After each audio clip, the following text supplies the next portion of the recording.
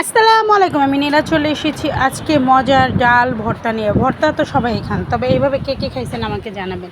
তো ডালগুলো ধুয়ে পরিষ্কার করে সুন্দর করে ভিজিয়ে রেখেছিলাম 1 ঘন্টার মতো। তারপরে 3টা কাঁচামরিচ, সামান্য রসুন, পেঁয়াজ সুন্দর করে এটা পেঁয়াজ রসুন কাঁচামরিচ লবণ দিয়ে সামান্য একটু হলুদ দিলাম কালারটা সুন্দরের জন্য। এটা আপনারা দিলেও চলবে, না দিলেও চলবে। তো এটা এখন সুন্দর করে নাড়াচাড়া দিয়ে এখন ঢেকে দিব। তো এই দেখেন এটা সিদ্ধ হওয়ার পরে আমি চলে এসেছি। তো এই যে দেখেন সুন্দর করে সিদ্ধ হয়ে গেছে ডাল। এটা সুন্দর করে, তো ডাল কিন্তু ভিজিয়ে রান্না করলে কিন্তু এটা খুব তাড়াতাড়ি গলে যায়। তো হয়ে গেছে। তো এখন আমি চুলায় বসিয়ে দেবো পেঁয়াজ দিয়ে সুন্দর করে এটা ভাজা ভাজা করে নেব। তো এখানে আমি আজকে শুকনো মরিচ দিব না, কেননা এখানে আমি বোম্বাই মরিচ দিব। আর ডালের ভিতরে বোম্বাই মরিচটা কিন্তু খুবই একটা সুন্দর একটা ফ্লেভার আসে। আমার মনে হয় ডালের ভিতরে বোম্বাই মরিচটা একদম পুরো রাজকীয় ভাব আসে। তো দেখতে পাচ্ছেন আমার কিন্তু পেঁয়াজটা ভাজা ভাজা হয়ে গেছে। তো এই পর্যায়ে আমি এখন সুন্দর করে ডালটা ঢেলে দিব। তো ডালটা ঢেলে দেওয়ার পরে সুন্দর করে নাড়াচাড়া দিয়ে নেব। নাড়াচাড়া সুন্দর করে দিয়ে মশলা মানে এই যে পেঁয়াজ ভাজার সাথে তেলের সাথে মিশিয়ে নেব।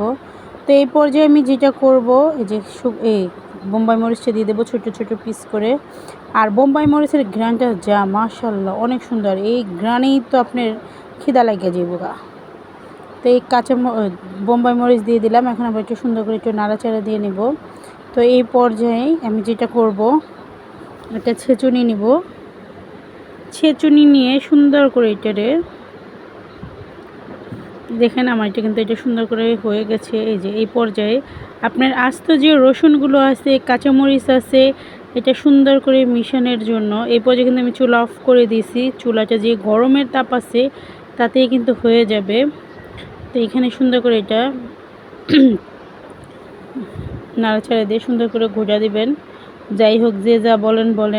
তো এই রসুনগুলো আস্তে আস্তে রসুনগুলো সুন্দর করে এটা পিষে নেবেন। সুন্দর একটা মানে ঘ্রাণগুলো সুন্দর আসবে। আর আস্তে আস্তে তো খাওয়ার জন্য উপযুক্ত না। এটা কিন্তু ব্যালেন্স করলে একদম মজা লাগবে না, ভুলেও ব্যালেন্স করতে যাবেন না।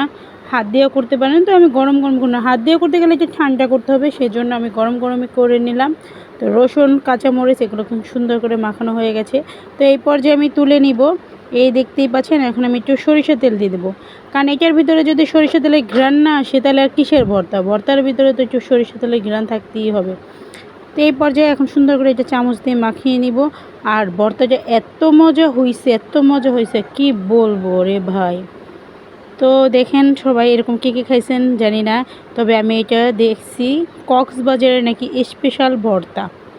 তো সেজন্য আমি বানিয়ে ফেললাম।